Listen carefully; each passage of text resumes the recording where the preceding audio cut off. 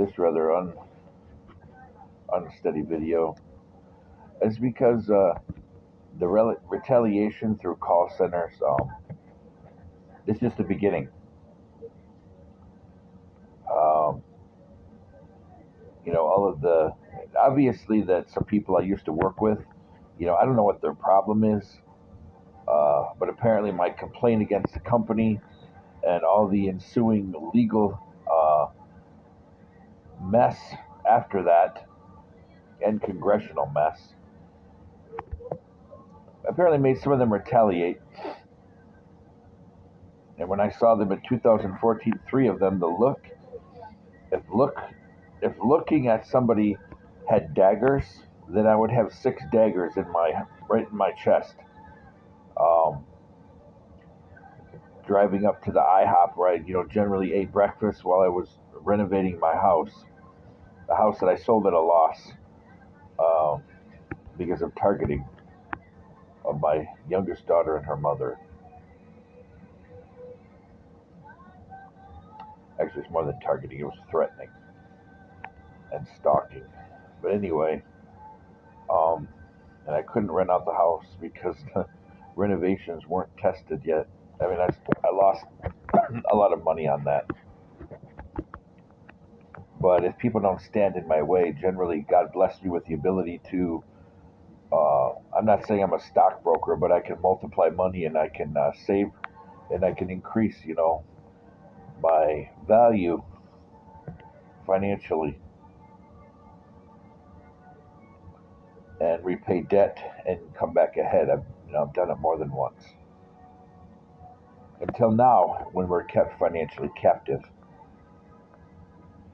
And I blame that, on certain parties within the county of Saginaw, within the city of Saginaw, and within some of the townships.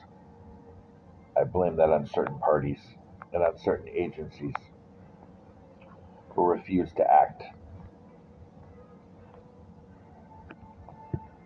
But the big thing is the call center. Uh, some of Morley's call center work was started out with seed money. This is what I think. Just looking at the entire situation with seed money from people who worked for CSA or Triple Canopy. Because just in Saginaw County, there's about 4 companies that have defense contracts. 4 of them. And some of these people know each other. So I think may not be it's definitely, I won't say it may not be, it's definitely not the entire company. But certain call center banks were started with seed money. That's what I think, particularly from 2014 through 2016.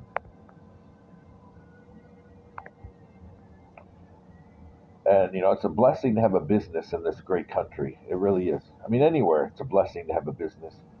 But when businesses become weapons, and when, businesses start to support crossing boundaries of space, civil rights, crossing boundary with somebody's home, crossing boundary with somebody's, their online work or their online education. These are boundaries that shouldn't be crossed. This is an abuse. This is abuse of the rights given to us in this great country. And some parties have done that. My daughter, youngest daughter, and I, and to a certain extent my oldest daughter too, have had to deal with this for 8 years. 8 years. And the call center and contact centers, the amount of retaliation is unbelievable. They've retaliated and interfered in my education, my daughter's education, both daughters' education actually. Uh, they've interfered in our finances. They've interfered in our medical care. They've interfered in the disability claim with Social Security, and now with the VA claim. All kinds of retaliation. And people showing up where we live Some of them I have on camera since last night. It's kind of odd that I have a couple of people on camera last night hanging around our place. That all of a sudden today, early this afternoon, some appointments are canceled. It makes you wonder. But people are getting more aggressive once again with our domicile, with our vehicle, and with our personal life in retaliation. And the amount of call center staff that started here in Saginaw County or in, I think, Oakland. There's another call center bank that's in Pontiac. Actually, they have one now in Southfield too. So there's three. And the amount of retaliation that people do through the call center is it's absolutely mind-boggling. And they try their best to interfere with my VA claims as well, going in and changing what the claim's supposed to be, going in and changing appointments or canceling them or making appointments that I can't possibly attend because of distance or because of time in the morning, stuff like that. Um, and it's getting very bad now. They're going in and they're hacking and changing what kind of appointment it's supposed to be, what kind of DBQ.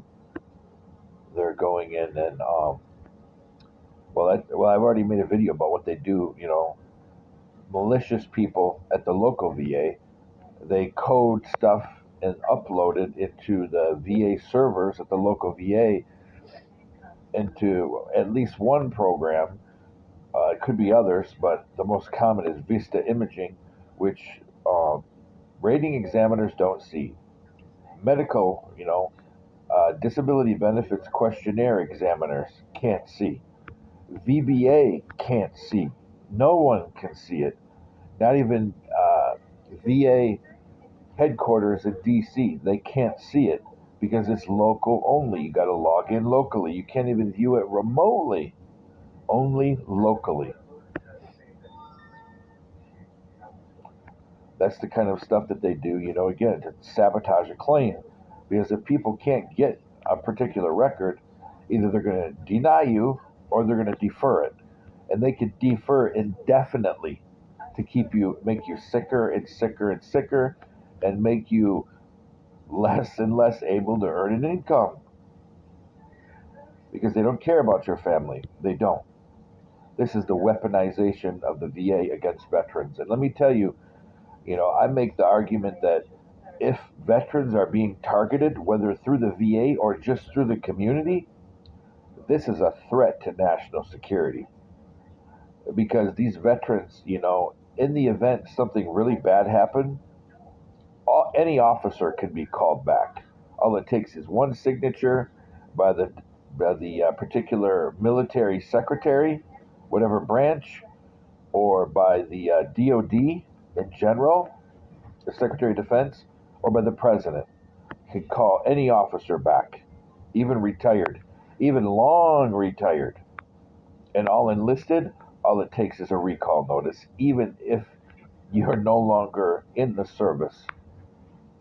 You can be recalled. I mean, it takes a little more effort than somebody that's in IRR or retired, but you can still be called back. And in the event something happened, they wouldn't hesitate to call back any and all of the above mentioned persons.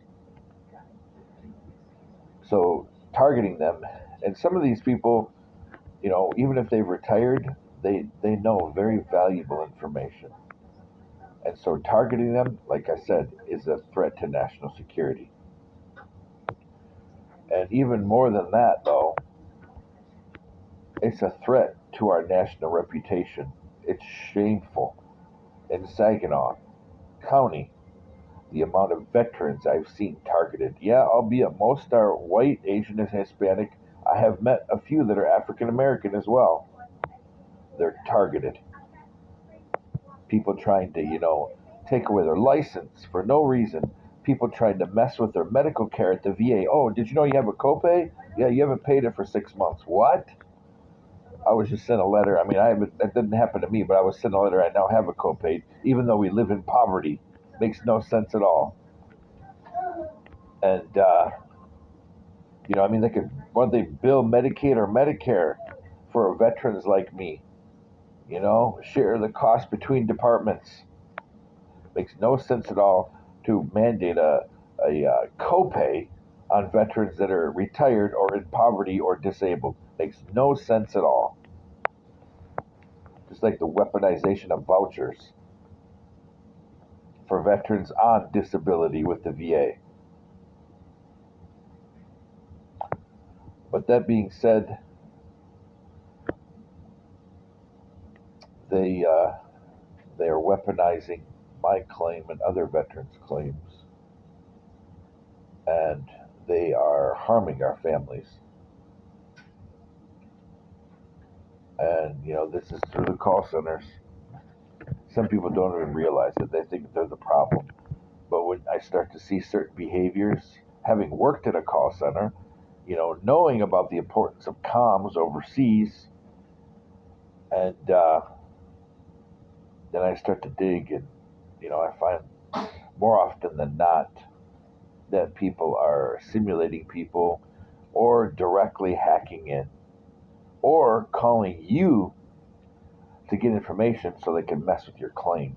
Today I was called by, in addition to finding the girl pretending to be from VBA that was not, I had a call from a guy that called me to verify my date of birth. I'm like, I'm not going to verify my date of birth. I'm from such and such company. I'm like, well, if you're from such and such company that's handling my claim, you already know this information.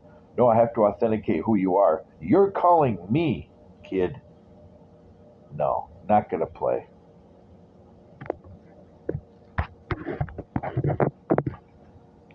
So, be careful out there, vets, because, apparently now I'm seeing ways that people that should be in custody are messing with our claims.